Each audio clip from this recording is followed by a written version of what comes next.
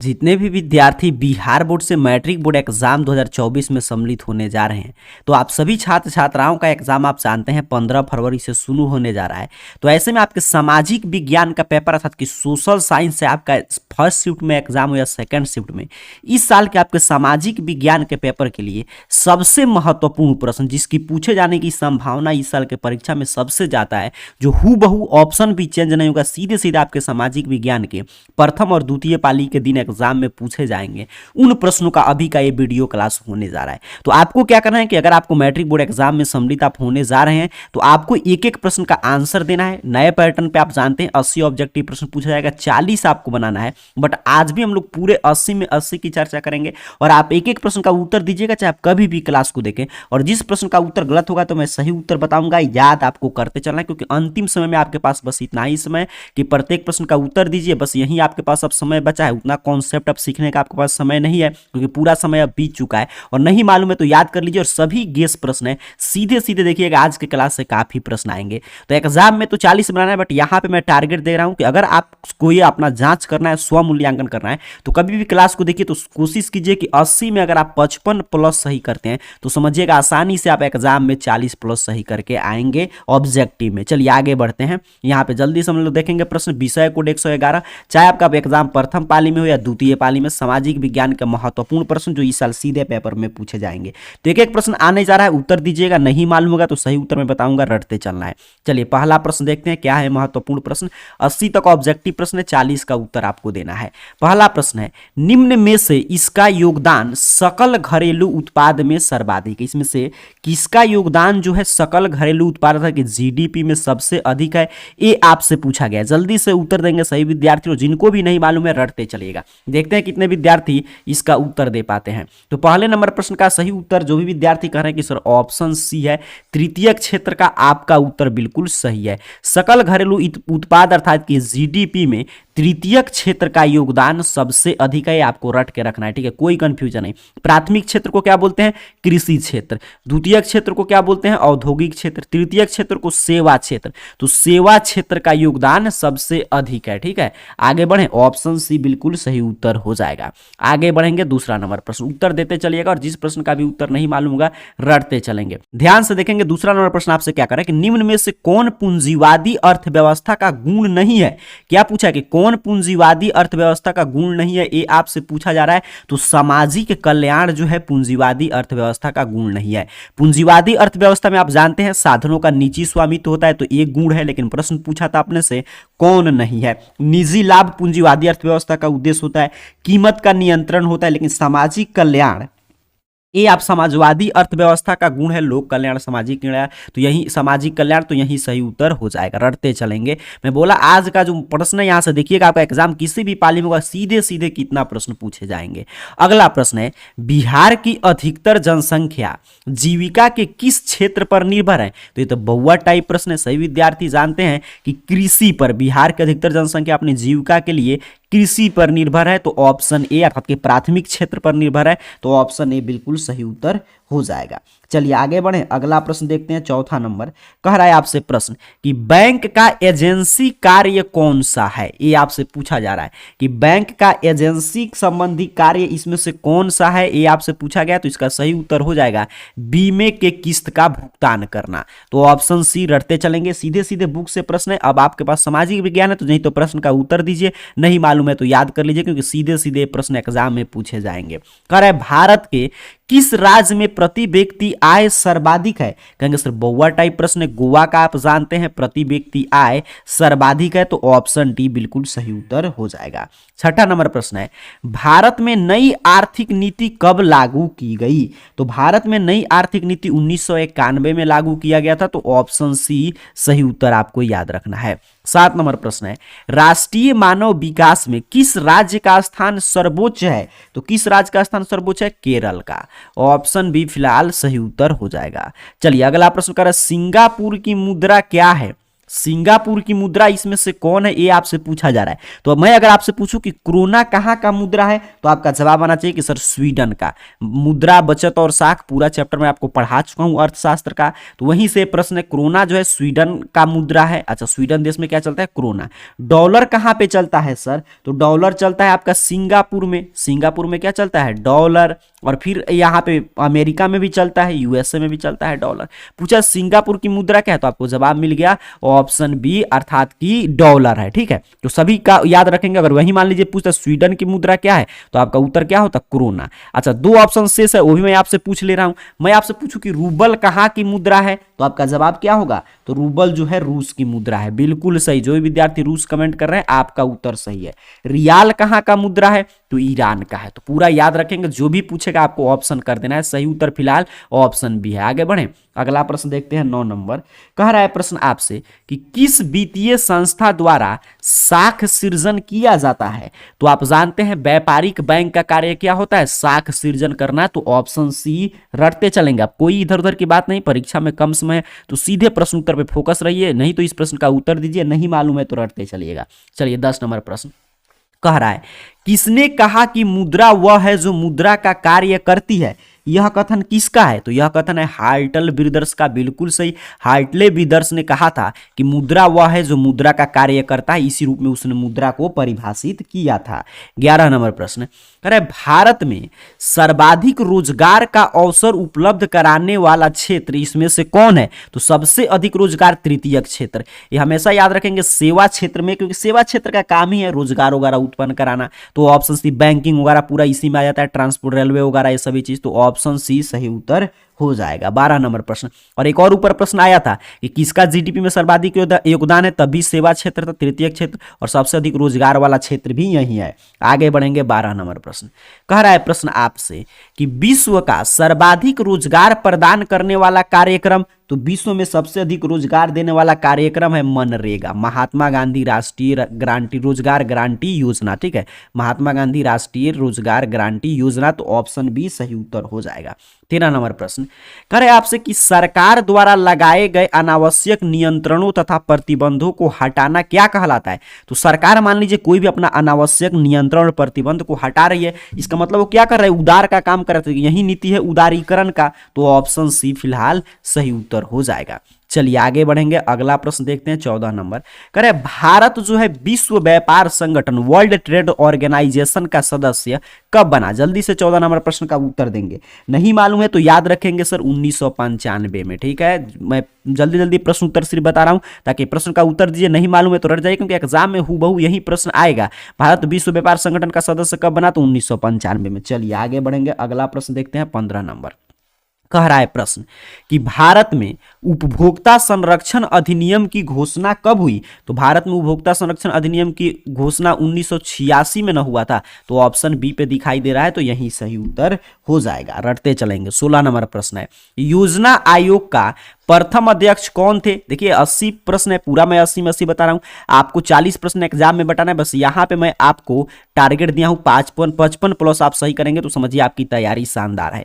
योजना आयोग के प्रथम अध्यक्ष कौन थे, ये आपसे पूछा जा रहा है। तो पंडित जवाहरलाल नेहरू थे। योजना आयोग आप जानते हैं जो बंद हो चुका है, जिसके स्थान पे वर्तमान में नीति आयोग का संचालन हो रहा है। और नीति आयोग पूछे या योजना आयोग, उसके पदेन अध्यक्ष होते हैं, जो भी प्रधानमंत्री के पद पे रहेंगे वही वर्तमान में अध्यक्ष रहते हैं। तो योजना आयोग ऑप्शन डी सही उत्तर है। ठीक है, पंडित जवाहरलाल नेहरू। चलिए आगे बढ़ेंगे, अगला प्रश्न, भारत में किस प्रकार की अर्थव्यवस्था पाई जाती है। कहेंगे सर बउआ टाइप प्रश्न है, मिश्रित अर्थव्यवस्था पाई जाती है। बिल्कुल सही, ऑप्शन सी सही उत्तर हो जाएगा। 18 नंबर प्रश्न देखिएगा, कह रहे आपसे कि poverty and earned British rule in India पुस्तक किसने लिखा था। तो ये भी कहेंगे सर दादा भाई नौरोजी के द्वारा poverty and un British rule in India. ये भी प्रश्न पूछता है कि सबसे पहले भारतीयों की राष्ट्रीय आय की गणना किसने किया था। तो दादा भाई नौरोजी ने। चलिए आगे बढ़े, अगला प्रश्न देखते हैं 19 नंबर। कह रहा है प्रश्न आपसे कि बंगाल का विभाजन हुआ था। बंगाल का विभाजन कब हुआ था? 1905 में, आप जानते हैं, और 1911 में वापस हो गया। तो ऑप्शन भी फिलहाल रटते चलेंगे। 20 नंबर प्रश्न कह रहा है मेजनी का संबंध किस संगठन से है?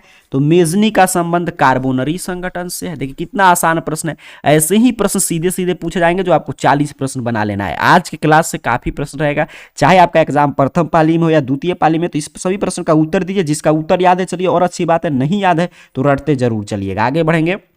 21 नंबर प्रश्न कह रहा है यूनान को स्वतंत्रता कब मिली? ये आपसे पूछा जा रहा है। तो यूनान को स्वतंत्रता 1832 में मिला था सर। ऑप्शन बी के साथ जो भी विद्यार्थी जा रहे हैं, आपका उत्तर बिल्कुल सही है। चलिए अगला प्रश्न देख लेते हैं। कह रहे सेडोन के युद्ध में किसकी पराजय हुई? तो बुक में आप अगर पढ़े होंगे तो स्पष्ट रूप से बताया जा रहा है कि सेडोन के युद्ध में फ्रांसीसियों की बुरी तरह हार हुआ था, मतलब पराजय हुआ था। तो ऑप्शन ए सही उत्तर हो जाएगा। 23 नंबर प्रश्न आपसे पूछा जा रहा है कि रूस में ड्यूमा का गठन कब हुआ था? तो रूस में ड्यूमा था कि वहां का वो संसद है ड्यूमा, तो उसका गठन कब हुआ था? तो 1905 में हुआ था। ऑप्शन भी रट जाएंगे। चलिए आगे बढ़ेंगे। अगला प्रश्न कह रहा है 24 नंबर। ध्यान से सिर्फ प्रश्न उत्तर पे आपको फोकस रहना है, ठीक है, ताकि कम समय में मैक्सिमम प्रश्न की हम लोग चर्चा कर पाए और आप लोग बार बार इस क्लास को देखकर रिवीजन करके इसको याद कर लेना है आपको। चलिए अगला प्रश्न देखिए। कह रहा है आपसे कि अप्रैल थीसिस किसने पेश की? ये आपसे पूछा गया है। तो अप्रैल थीसिस लेनिन ने पेश किया था। बिल्कुल सही। ऑप्शन डी रट जाएंगे। एग्जाम में जैसे ही आएगा अप्रैल थीसिस, आपको लेनिन आंसर कर देना है। 25 नंबर प्रश्न विश्व का पहला समाजवादी देश कौन था? तो विश्व का पहला समाजवादी देश रूस था। बहुआ टाइप प्रश्न है। ऑप्शन ए के साथ जो भी विद्यार्थी जा रहे हैं, आपका उत्तर सही है। चलिए आगे बढ़ें। अगला प्रश्न देखते हैं। 26 नंबर कह रहा है आपसे कार्ल मार्क्स का जन्म कहां हुआ था? तो जर्मनी में हुआ था। जर्मनी में कहां हुआ था सर? तो राइन प्रांत के ट्रियर नगर में, ठीक है, राइन प्रांत के ट्रियर नगर में हुआ था। अब मैं आपसे पूछूं कब हुआ था, देखते हैं कितने विद्यार्थी उत्तर दे पाते हैं। 5 मई 1818 ईस्वी को, ठीक है, रटते चलेंगे। तो कार्ल मार्क्स का जन्म 5 मई 1818 को जर्मनी के राइन प्रांत के ट्रियर नगर में हुआ था। चलिए आगे बढ़ेंगे। अगला प्रश्न वियतनाम की राजधानी कहां है? बहुआ टाइप प्रश्न है सर।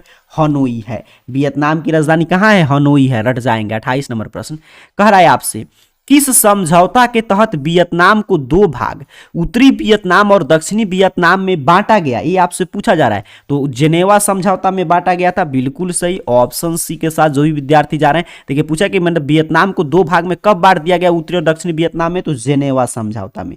चलिए आगे बढ़े। अगला प्रश्न देखते हैं। आपका 29 नंबर प्रश्न कह रहा है आपसे कांग्रेस के किस अधिवेशन में पूर्ण स्वराज की घोषणा की गई थी? तो कांग्रेस के लाहौर जो अधिवेशन हुआ था आपका दिसंबर 1929 में, तो इसी में आपको मतलब कि पूर्ण स्वराज की घोषणा हुआ था। और इसके बाद आप जानते हैं 26 जनवरी 1930 को पंडित जवाहरलाल नेहरू ने रावी नदी के किनारे झंडा वगैरह फहराकर स्वराज दिवस भी मनाया था। तो ऑप्शन ए सही उत्तर फिलहाल हो जाएगा।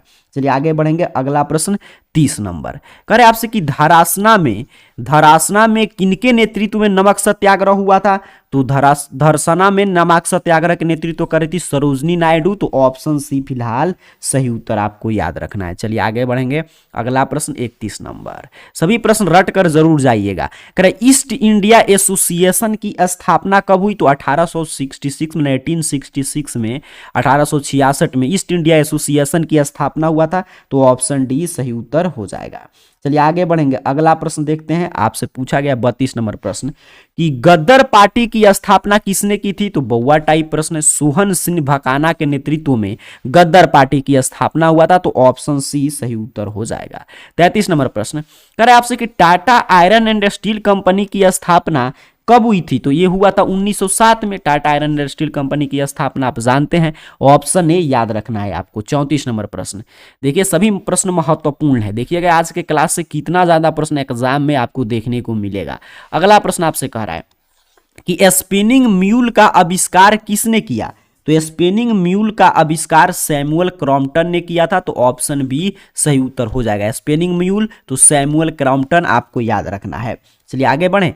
अगला प्रश्न देखते हैं 35 नंबर कह रहा है प्रश्न, सामंती व्यवस्था के स्थान पर किस प्रकार की शहरी व्यवस्था की प्रवृत्ति बढ़ी है? तो प्रगतिशील, सामंती व्यवस्था का स्थान पर प्रगतिशील शहरी व्यवस्था की प्रवृत्ति बढ़ी है, तो ऑप्शन ए सही उत्तर हो जाएगा। चलिए 36 नंबर प्रश्न है, कह रहे आपसे कि 1929 की मंदी का सबसे बुरा प्रभाव किस देश पर पड़ा था?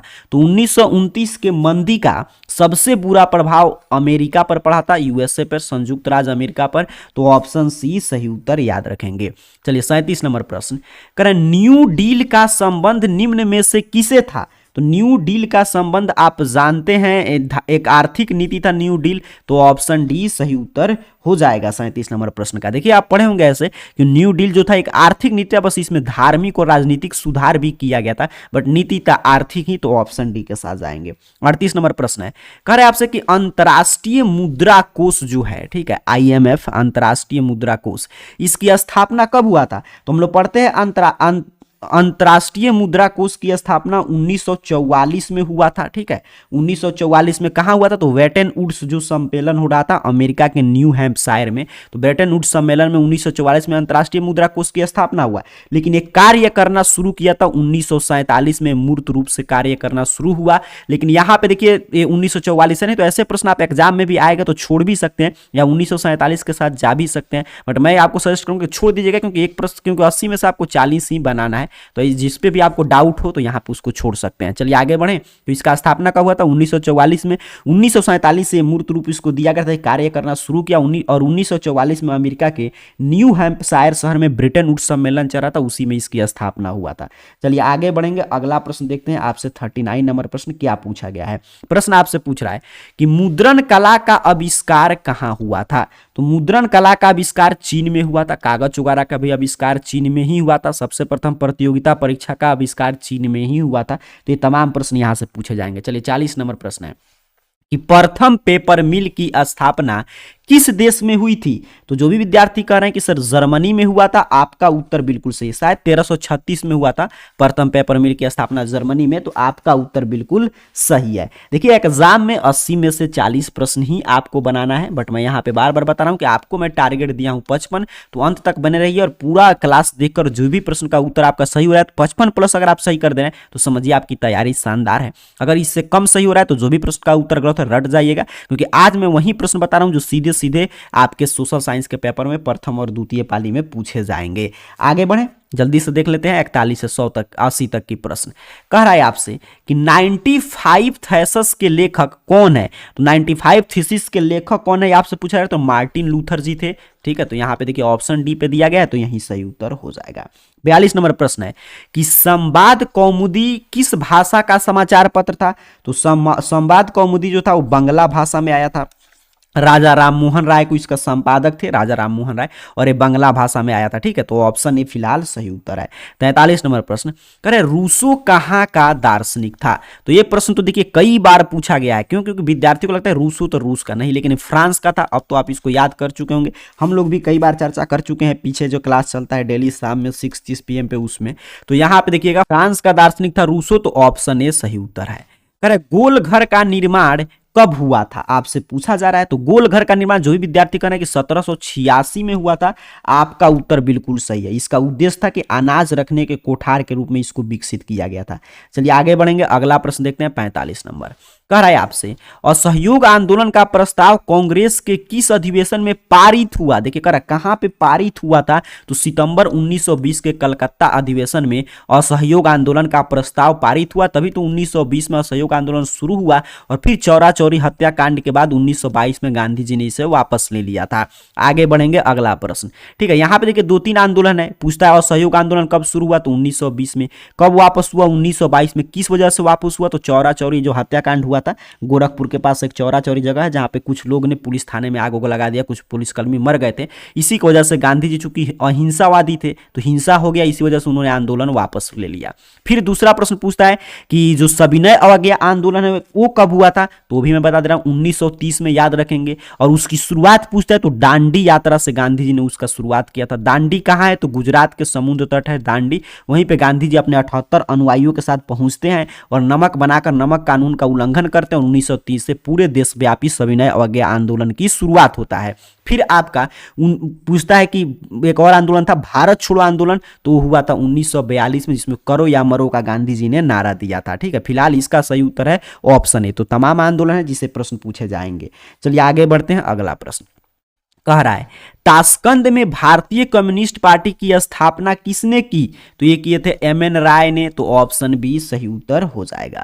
47 नंबर प्रश्न, यंग इटली की स्थापना किसने की थी आपसे पूछा जा रहा है। तो यंग इटली की स्थापना मेजनी ने किया था। रटते चलेंगे सर, ऑप्शन ए सही उत्तर हो जाएगा। यंग इटली की स्थापना मेजनी करके इटली के एकीकरण करने का प्रयास किया। फिर उसने यंग यूरोप नामक संगठन का भी स्थापना मेजनी ने ही किया था और उसका उद्देश्य था यूरोप का एकीकरण करना। ठीक है, चलिए आगे बढ़ेंगे। फिलहाल 48 नंबर प्रश्न कह रहा है आपसे भारतीय संविधान सभा का गठन कब हुआ था? तो इसका गठन हुआ था 1946 में, 1946 में। सबसे पहले आया था क्रिप्स मिशन भारत में संविधान बनाने के लिए, लेकिन क्रिप्स मिशन के प्रस्ताव जो है ना ही मुस्लिम पक्ष ने माना और ना ही उसके प्रस्ताव को मतलब कि भारतीय उस समय के राष्ट्रीय कांग्रेस ने एक्सेप्ट किया। फिर इसको मतलब कि कोई भी इसका महत्व नहीं बचा, क्रिप्स मिशन वापस चला गया। इसके बाद फिर आता है कैबिनेट मिशन। ठीक है, उसमें कैबिनेट मिशन 1946 आया, जिसके आधार पर भारतीय संविधान सभा का गठन हुआ था, जिसने संविधान बनाया था। तो ऑप्शन ए फिलहाल सही उत्तर हो जाएगा।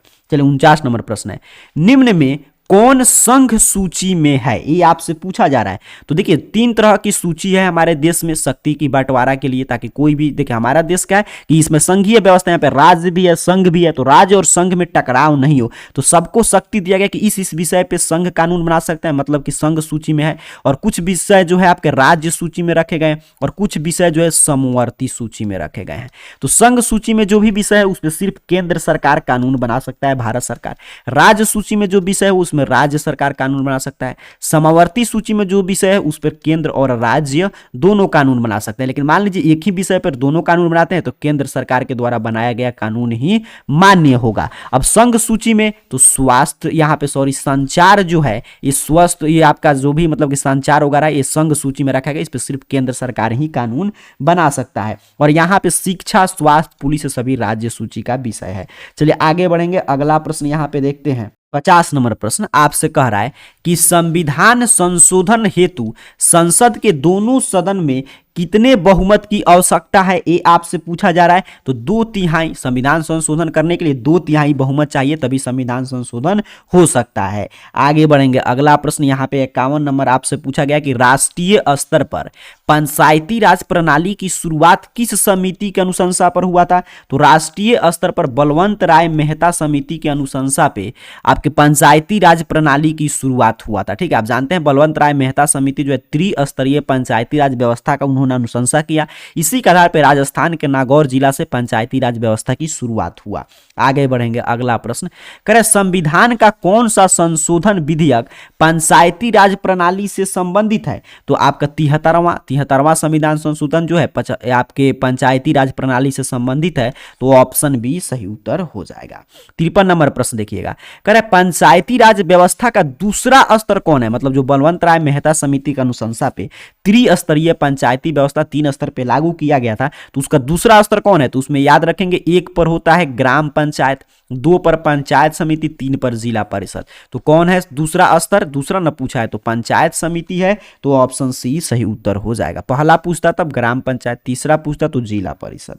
चलिए आगे बढ़ेंगे, 54 नंबर प्रश्न कह रहा है आपसे 1975 के आपातकाल के समय प्रधानमंत्री कौन थे? तो हमारे देश में एक बार ही आपातकाल अभी तक लगा है आजादी के बाद से 1975 में, और जिस समय प्रधानमंत्री थी इंदिरा गांधी और राष्ट्रपति थे फखरुद्दीन अली अहमद।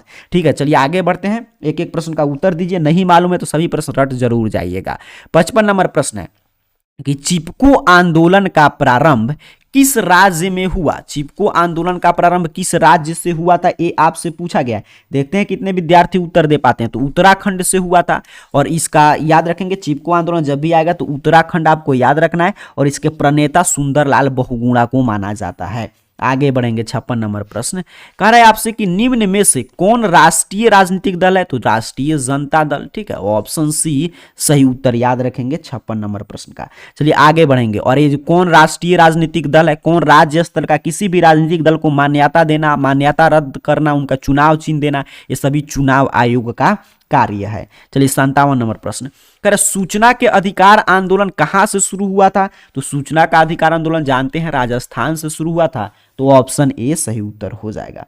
58 नंबर प्रश्न है, महापौर का कार्यकाल कितने वर्ष का होता है? 5 वर्ष का होता है सर महापौर का कार्यकाल, तो ऑप्शन बी सही उत्तर याद रखेंगे। कह रहे हरित क्रांति में किस राज्य को आर्थिक लाभ हुआ? तो हरित क्रांति में हरियाणा, पंजाब, उत्तर प्रदेश सभी को आर्थिक लाभ हुआ था, तो ऑप्शन डी के साथ जाएंगे। 60 नंबर प्रश्न की बात करें तो प्रश्न आपसे कह रहा है कि पानी के निजीकरण के विरुद्ध कहां संघर्ष हुआ? देखिए कितना आसान प्रश्न है, बोलबिया में, पॉलिटिकल साइंस से प्रश्न है, बोलबिया में पानी के निजीकरण के विरुद्ध में संघर्ष हुआ था।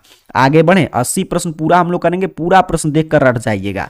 कह रहे आपसे कि भारत में किस प्रकार की दलीय व्यवस्था है? तो हमारे यहाँ कौन सी दलीय व्यवस्था है? बहुदलीय व्यवस्था है, तो ऑप्शन सी, मतलब कि बहुत सारे दल चुनाव में भाग लेते हैं, तो ऑप्शन सी सही उत्तर हो जाएगा। अगला प्रश्न है कि माधव कुमार किस देश के पूर्व प्रधानमंत्री हैं? तो आप जानते हैं नेपाल के हैं। माधव कुमार कहाँ के हैं? नेपाल के हैं माधव कुमार, तो ऑप्शन बी सही उत्तर रट जाइएगा। 63 नंबर प्रश्न, आज के क्लास से देखिए सिर्फ से सबसे जो महत्वपूर्ण प्रश्न वही हम लोग चर्चा कर रहे हैं। इससे प्रथम और द्वितीय पाली दोनों बहुत सारे प्रश्न सीधे सीधे आपके पेपर में पूछे जाएंगे। अगला प्रश्न कह रहा है कि भारत में प्रथम चीनी मिल की स्थापना किस राज्य में की गई? तो हमारे देश में सबसे पहला चीनी मिल बिहार के बेतिया में स्थापित हुआ था, तो ऑप्शन ए सही उत्तर हो जाएगा। 64 नंबर प्रश्न, करे चरक का संबंध किस देश से था? तो चरक का संबंध भारत से था। कुषाण वंश में एक प्रसिद्ध वैद्य चिकित्सक हुआ करते थे, तो ऑप्शन सी। आगे बढ़े, अगला प्रश्न कर रहा है कन्हा राष्ट्रीय उद्यान कहां है? तो आप जानते हैं कन्हा राष्ट्रीय उद्यान मध्य प्रदेश में है, तो ऑप्शन ए रट जाएंगे। चलिए 66 नंबर प्रश्न है, महासागरीय संसाधनों पर देश का आधिपत्य होता है? तो 200 किलोमीटर तक ना, बिल्कुल सही, ऑप्शन ए सही उत्तर हो जाएगा। आप ये पढ़े होंगे, जो आपका भूगोल है हम लोग का, उसमें पहला चैप्टर है संसाधन वाला, उसी में बताया जा रहा है, तो ऑप्शन ए फिलहाल सही उत्तर याद रखेंगे। 67 नंबर प्रश्न देखते हैं, कारण निम्न में से कौन स्वामित्व के आधार पर संसाधनों के वर्गीकरण का प्रकार नहीं है? मतलब संसाधनों को आप जानते हैं काफी प्रकार पे हम लोग बांट के पढ़ते हैं, उत्पत्ति के आधार पे, स्वामित्व के आधार पे, तो कौन जो है स्वामित्व के आधार पे नहीं है, ये प्रश्न पूछा गया। तो व्यक्तिगत संसाधन, सामुदायिक, राष्ट्रीय सभी स्वामित्व के आधार पे है, बट नवीकरणीय, अनवीकरणीय नहीं है, तो ऑप्शन सी सही उत्तर हो जाएगा। 68 नंबर प्रश्न, किस नदी की उत्पत्ति अमरकंटक से हुई है? काफी बार पूछा गया प्रश्न, इस साल भी आएगा, याद रखेंगे। सोन नदी की उत्पत्ति अमरकंटक से हुई है। एक और नदी की उत्पत्ति हुआ है, अगर ज्योग्राफी आप पढ़े होंगे तो याद रखेंगे नर्मदा। नर्मदा और सोन नदी की उत्पत्ति अमरकंटक से हुआ है। 69 नंबर प्रश्न, करे बिहार का कितना प्रतिशत कृषि क्षेत्र है? आपसे पूछा गया बिहार में कितना प्रतिशत कृषि क्षेत्र है? सर 60% कृषि क्षेत्र है, तो याद रखेंगे ऑप्शन ए सही उत्तर हो जाएगा। चलिए 70 नंबर प्रश्न, करे श्वेत क्रांति किससे संबंधित है? तो बउआ टाइप प्रश्न, दूध से। श्वेत क्रांति किससे संबंधित है? रट जाएंगे, दूध से संबंधित है। आगे बढ़ते हैं, 10 प्रश्न और शेष है, देखते हैं कितने विद्यार्थी 55+ जो टारगेट दिया गया था उसको पूरा कर पा रहे हैं कि नहीं। ये मिनिमम टारगेट है, आप आसानी से 65+ कीजिए, 69 कीजिए, 80 में 80 कीजिए और अच्छी बात है। चलिए आगे बढ़ेंगे, अगला प्रश्न कह रहा है रबड़ की खेती के लिए कैसी जलवायु चाहिए? मतलब किस प्रकार की जलवायु रबड़ की खेती के लिए उपयुक्त है? तो शुष्क जलवायु, याद रखेंगे ऑप्शन सी। 72 नंबर प्रश्न, कौन सी फसल रबी और खरीफ दोनों के रूप में उगाई जाती है? ध्यान देंगे, रबी को जनरल मतलब कि ठंडा मौसम वाला फसल कहते हैं, खरीफ को गर्मी वाला, जायद जो होता है वो बीच वाला होता है, बट कह रहा है कौन सी फसल रबी और खरीफ दोनों रूप में उगाई जाती है? तो अरंडी, बिल्कुल सही, ऑप्शन डी सही उत्तर हो जाएगा। आगे बढ़ेंगे, 73 नंबर प्रश्न कह रहा है आपसे कि दामोदर घाटी परियोजना का लाभ किन राज्यों को मिलता है? तो इसका लाभ आपको झारखंड और पश्चिम बंगाल को मिलता है। बिल्कुल, दामोदर घाटी परियोजना का लाभ झारखंड और पश्चिम बंगाल को मिलता है, तो ऑप्शन सी सही उत्तर हो जाएगा। 74 नंबर प्रश्न पूछा है, निम्न में कौन लौह अयस्क का एक प्रकार है? तो लौह अयस्क का प्रकार हेमाटाइट है, बिल्कुल सही, ऑप्शन बी। बाकी जो आप देख रहे हैं लिग्नाइट, बिटुमिन्स, पीट, ये सभी क्या है? कोयला के प्रकार, और पीट जो है सबसे घटिया किस्म का कोयला है, सबसे खराब किस्म का। चलिए आगे बढ़ेंगे, फिलहाल आप याद रखेंगे 74 का ऑप्शन बी। 75 नंबर प्रश्न, टैक्सोल का उपयोग होता है, तो आप तो देखते देखते कहेंगे सर बउआ टाइप प्रश्न है। कैंसर के इलाज में टैक्सोल का उपयोग होता है, तो ऑप्शन बी सही उत्तर हो जाएगा। 76 नंबर प्रश्न है, कह रहे बिहार का कौन क्षेत्र सूखा प्रवण है? तो जब भी सूखा प्रवण पूछेगा दक्षिण बिहार आपको याद रखना है। वहीं पूछता है बाढ़ प्रवण अर्थात कि बाढ़ वाला क्षेत्र कौन सा है? तो उत्तर बिहार, ठीक है। और सूखा वाला पूछेगा तो दक्षिण बिहार। चलिए आगे बढ़ेंगे। 77 नंबर प्रश्न, कह रहे भूकंप केंद्र में ऊर्ध्वाधर पृथ्वी सतह पर स्थित केंद्र को क्या कहते हैं? तो इसे कहते हैं अधिकेंद्र, ठीक है। भूकंप केंद्र में ऊर्ध्वाधर पृथ्वी सतह पर स्थित केंद्र को अधिकेंद्र कहते हैं। 78 नंबर प्रश्न है, निम्न में से किसे सर्वाधिक खतरनाक सुखाड़ माना जाता है? तो यहाँ पे कृषि सुखाड़ को, बिल्कुल सही, कृषि सुखाड़ जो है सबसे खतरनाक सुखाड़ आता है। पूरा आपदा प्रबंधन में आपको पढ़ा चुका हूं, अधिकेंद्र केंद्र क्या होता है पूरा हम लोग डिटेल में पढ़ चुके हैं, ठीक है। अगर नहीं देखे होंगे तो लिंक मैं डिस्क्रिप्शन बॉक्स में देने का प्रयास करूंगा, देख लीजिएगा। 30 मिनट में पूरा आपदा प्रबंधन हम लोग पढ़े, ऑब्जेक्टिव सब्जेक्टिव, तो वो देख लीजिएगा जब एक क्लास खत्म होगा तब, या इसके जब एक क्लास खत्म होगा तो देखिएगा आपके स्क्रीन पे एक वीडियो का लिंक आएगा, उस पर भी क्लिक करके आप देख सकते हैं। तो पूरा उसमें हम लोग आपदा प्रबंधन पढ़ चुके हैं। वहीं से प्रश्न था ऑप्शन बी। चलिए आगे बढ़ेंगे। 79 नंबर प्रश्न, कह रहा है बाढ़ से किसको हानि होता है? तो फसल को, पशु को, भवन को, सबको होता है, तो ऑप्शन डी सही उत्तर हो जाएगा। 80 नंबर प्रश्न आपसे देखिए, कह रहा है कि निम्न में से कौन प्राकृतिक आपदा है? पूरा आपदा प्रबंधन में हम लोग पढ़े थे, तो सुनामी, भूकंप, ये सभी प्राकृतिक आपदा है। सांप्रदायिक दंगे, आतंकवादी परिणाम, ये सब मानवीय आपदा है। ऑप्शन सी सही उत्तर है। 80 में से आपका कुल कितना प्रश्न सही हुआ जरूर बताइएगा। कितने विद्यार्थी 55 प्लस टारगेट अचीव कर पाए हैं कि नहीं, ये भी बताएंगे। और उसके साथ साथ मैं बोला कि डिस्क्रिप्शन बॉक्स में लिंक होगा इस वीडियो के, या आपको ये स्क्रीन पर जो एक वीडियो आ रहा होगा उसको देखकर और पूरा आपदा प्रबंधन आप आसानी से समझ सकते हैं। तो फिर कल मिलेंगे, जो भी आप लोग कमेंट करेंगे उस विषय के क्लास के साथ। तब तक के लिए पढ़ाई करते रहिए। आप सभी को बहुत बहुत धन्यवाद।